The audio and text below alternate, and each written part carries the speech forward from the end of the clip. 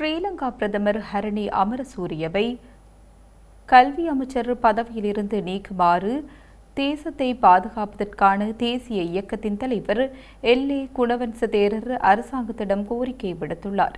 அத்துடன் அவர் அமைச்சரவையை மறுசீரமைக்குமாறும் வலியுறுத்தியுள்ளார். ஜனாதிபதி அனுரகுமார திசாநாயக்கவுக்கு அனுப்பிய கடிதத்தில் இந்த கோரிக்கையை விடுத்துள்ளார்.